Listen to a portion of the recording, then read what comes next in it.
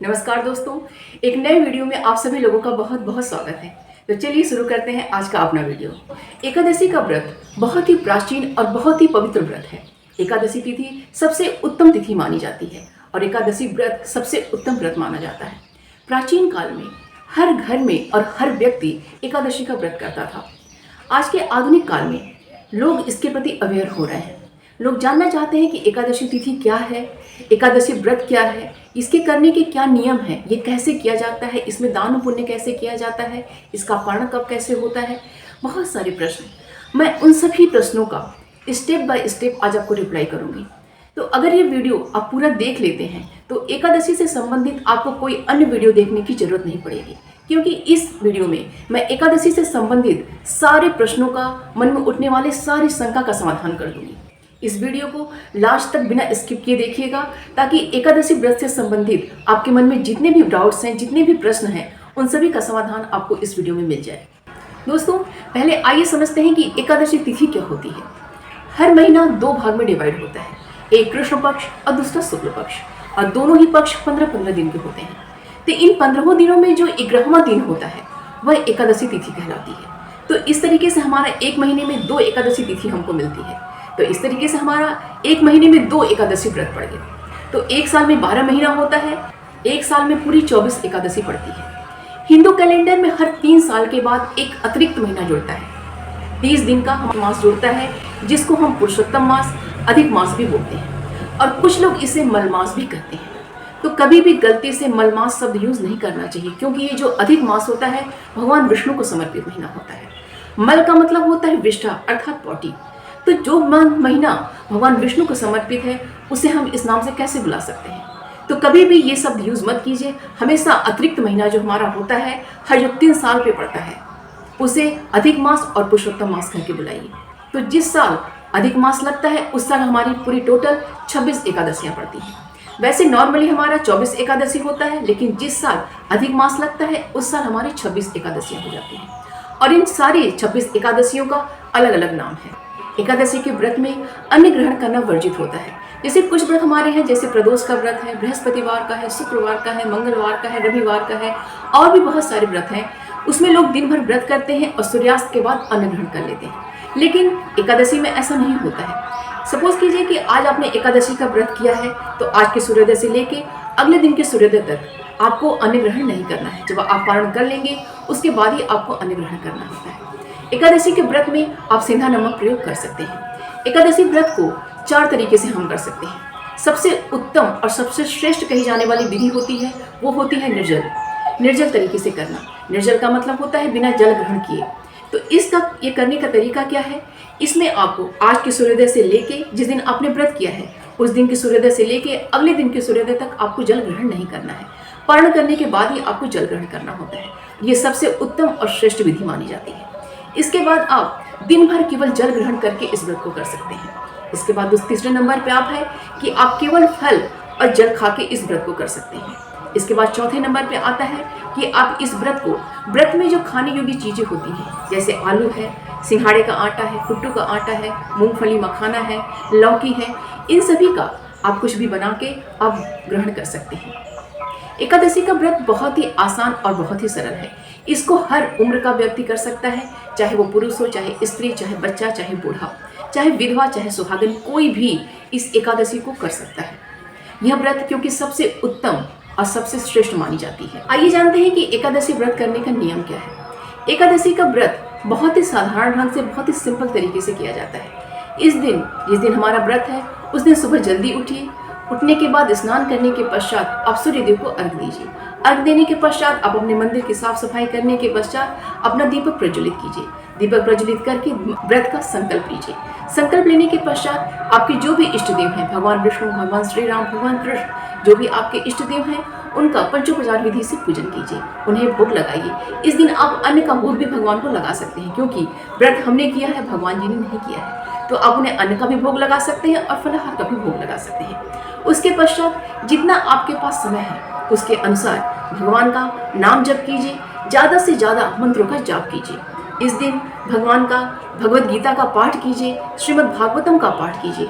ज़्यादा से ज़्यादा स्तोत्रों का पाठ कीजिए। भगवान विष्णु के, भगवान कृष्ण, भगवान राम, माता राधा रानी, इस दिन सीता माता का, माता लक्ष्मी का, इन सभी लोगों का जितने भी आपके पास समय है उसके अनुसार उनके स्तोत्रों का, उनके भजनों का, उनके कीर्तनों का जितना ज़्यादा श्रवण कीजिए, पाठ कीजिए, जितना भी आपके पास समय है। अगर आपके पास अगल बगल इस्कॉन का टेम्पल है या कोई अन्य मंदिर है तो आप संध्या आरती में वहाँ जरूर सम्मिलित होइए और अपना कुछ समय वहाँ जरूर व्यतीत कीजिए। कहने का मतलब ये होता है कि एकादशी का दिन जो होता है, इस दिन भगवान नाम में, भगवान संकीर्तन में, उनकी स्तुतियों में, स्तोत्रों में जितना ज़्यादा से ज़्यादा समय हो अपना उसमें व्यतीत कीजिए। अपने जो कार्य हैं, आपके जो दैनिक कार्य हैं, जो आपका है, सब काम करते रहिए, उसमें समय निकाल के थोड़ा थोड़ा अपना भगवान से संबंधित कार्य भी करते रहिए। अगर आप प्रतिदिन तुलसी माँ को जल अर्पित करते हैं तो एकादशी व्रत के दिन तुलसी माँ को जल अर्पित मत कीजिएगा, क्योंकि तुलसी माँ स्वयं भगवान श्री कृष्ण की निर्जल एकादशी व्रत करती हैं। तो जो निर्जला एकादशी व्रत करती हैं तो उन्हें अगर हम जल अर्पित करेंगे तो उनका व्रत खंडित हो जाएगा और आप दोष के भागी होंगे। तो इस दिन तुलसी पत्र भी नहीं तोड़ा जाता है और माता तुलसी को जल भी अर्पित नहीं किया जाता है। लेकिन हाँ, माता तुलसी के सामने दीपक अवश्य प्रज्वलित कीजिए। बहुत सारे लोगों के मन में ये प्रश्न होता है कि क्या सभी एकादशी का व्रत करना जरूरी है? ऐसा नहीं है दोस्तों। इस एकादशी को करने के कई तरीके हैं। कुछ तो आजीवन का संकल्प लेते हैं कि जब तक मेरे शरीर में सांस रहेगा तब तक मैं एकादशी का व्रत करूंगा, ये तो अलग बात हो गई। इसके अलावा कुछ लोग पूरे साल की एकादशी व्रत करने का संकल्प लेते हैं कि मैं साल में पड़ने वाली 24 एकादशियों का पूरा व्रत करूंगा। इसके अलावा कुछ लोग कुछ महत्वपूर्ण एकादशियों का व्रत करते हैं, जैसे ज्येष्ठ मास के शुक्ल पक्ष में जो निर्जल एकादशी होती है उसका व्रत करते हैं, और कार्तिक मास में जो देव उठनी एकादशी, जिसको हरि प्रबोधनी एकादशी भी कहा जाता है, उसका व्रत करते हैं।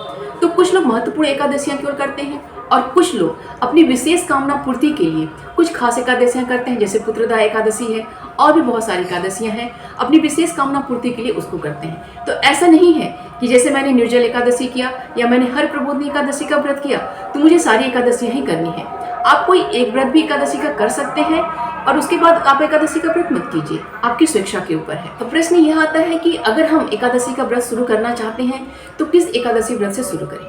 तो दोस्तों, उत्पन्ना एकादशी, जिस एकादशी में माता एकादशी की उत्पत्ति हुई है, इस एकादशी से आप एकादशी व्रत शुरू कर सकते हैं। इसके अलावा आप निर्जल एकादशी, जो सबसे बड़ी एकादशी मानी जाती है, उस एकादशी से आप व्रत शुरू कर सकते हैं, या कार्तिक मास में जो हरि प्रबोधनी या देवोठनी एकादशी जिसको बोलते हैं, उस एकादशी से भी आप एकादशी व्रत शुरू कर सकते हैं। इसके अलावा इसमें एकादशी में ऐसा कोई नियम नहीं है कि आपको इन्हीं एकादशियों से व्रत शुरू करना है।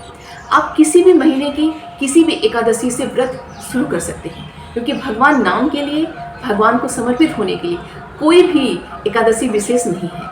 आप सारी एकादशियों में से किसी भी एकादशी से व्रत शुरू कर सकते हैं और किसी पक्ष का भी विशेष भेदभाव नहीं करना चाहिए।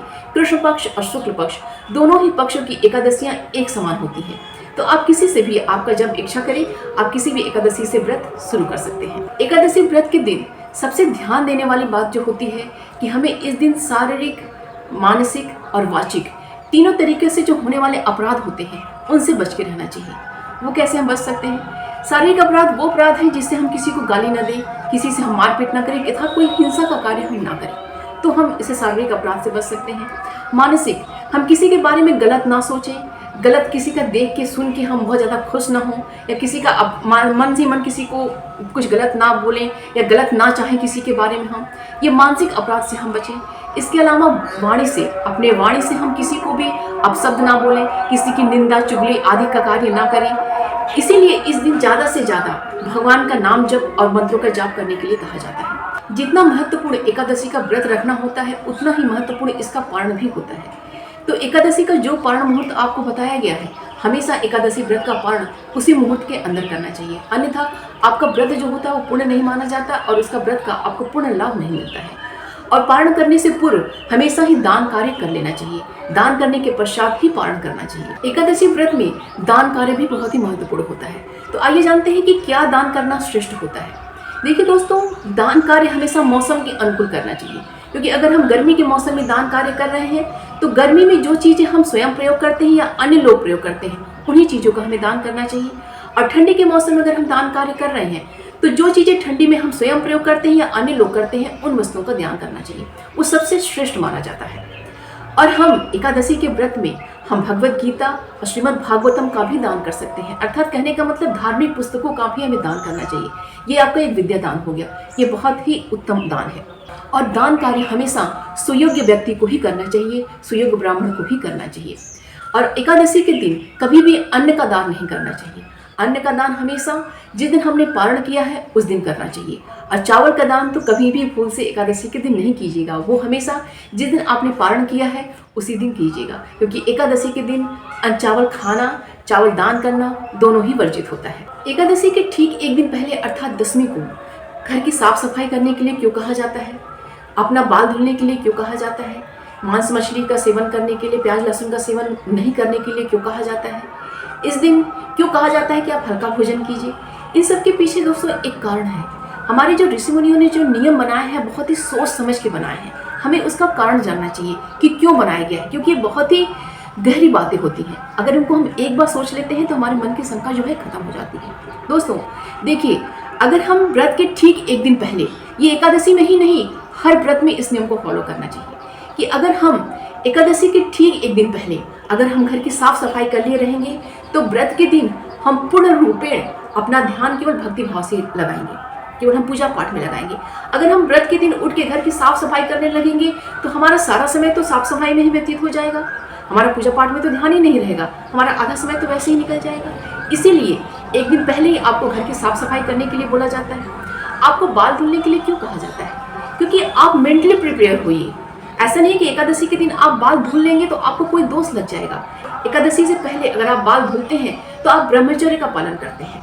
ब्रह्मचर्य का पालन उसके एक दिन पहले करना होता है। अगर आप बाल धुले रहेंगे तो ब्रह्मचर्य का पालन आपको याद रहेगा कि मुझे ब्रह्मचर्य का पालन करना है, क्योंकि अगर आपने ऐसा नहीं किया तो अगले दिन फिर आपको बाल धुलना पड़ेगा। तो इसीलिए एक दिन पहले बाल धुलने के लिए कहा जाता है ताकि आप मेंटली प्रिपेयर होइए व्रत के लिए। व्रत के ठीक एक दिन पहले हमें लहसुन प्याज मांस मदिरा का सेवन नहीं करने के लिए क्यों कहा जाता है, क्योंकि अगर इन सब चीज़ों का हम सेवन करते हैं तो हमारा जो मन होता है वो चंचल रहता है, हमारा मन जो है वो एकाग्र नहीं होता है। तो अगर हम इनका सेवन करें तो अगले दिन हमारा मन जो है स्थिर ही नहीं रहेगा, हमारा जो ध्यान भगवान में लगेगा ही नहीं। तो मन की स्थिरता के लिए, क्योंकि आपका मन चंचल ना हो, इसके लिए उसके ठीक एक दिन पहले आपको इन सब चीज़ों का सेवन करने के लिए मना किया जाता है। क्योंकि आप खुद सोचिए कि जो भी लोग अगर मांस मदिरा का सेवन करते हैं तो उसका असर अगले दिन भी उनके ऊपर रहेगा, तो वो भगवत भजन में, भगवान नाम संकीर्तन में अपना ध्यान कैसे लगाएंगे। तो इसीलिए जो हमारे नियम कानून बनाए गए हैं, जो हमारे ऋषि मुनियों ने हमारे जो नियम बनाए हैं, उन सभी को हमको फॉलो करना चाहिए। उसको सोच समझ के नियमों को बनाया गया है। दसवीं तिथि को अर्थात एकादशी से ठीक एक दिन पहले हमें सात्विक भोजन करने के लिए इसलिए कहा जाता है क्योंकि अगर हम गरिष्ठ भोजन इस दिन करेंगे, तले हुई चीज़, मसालेदार चीज़ें, तो हमारा खाना जो है डाइजेस्ट नहीं होगा, वो खाना हमारा पचेगा नहीं। तो अगले दिन हमारे शरीर में भारीपन रहेगा, हमें गैस रहेगा, तो हम उस दिन अपना व्रत अच्छे से कैसे पूरा करेंगे। तो इसीलिए एक दिन पहले हमें सात्विक भोजन करने के लिए बोला जाता है ताकि हमारा शरीर हल्का रहे और हम अपना पूरा ध्यान अच्छे से भगवान पर केंद्रित कर पाएँ। इस वीडियो को ज़्यादा से ज़्यादा लोगों तक शेयर कीजिए ताकि वो भी इसका लाभ उठाएं। और मेरे चैनल को अगर आपने अभी तक सब्सक्राइब नहीं किया है तो प्लीज़ इसको सब्सक्राइब कर लीजिए और नोटिफिकेशन का बेल जरूर ऑन कीजिएगा ताकि मेरे वीडियो का मैसेज सबसे पहले आप तक पहुंचे। इस चैनल से जुड़े रहिए क्योंकि इस चैनल पे हमेशा ही आपको ज्ञानवर्धक और उपयोगी चीज़ें देखने और सुनने को मिलती रहेंगी। मिलते हैं नेक्स्ट वीडियो में कुछ अच्छी जानकारी के संग। अपना और अपनों का ख्याल रखिए। नमस्कार।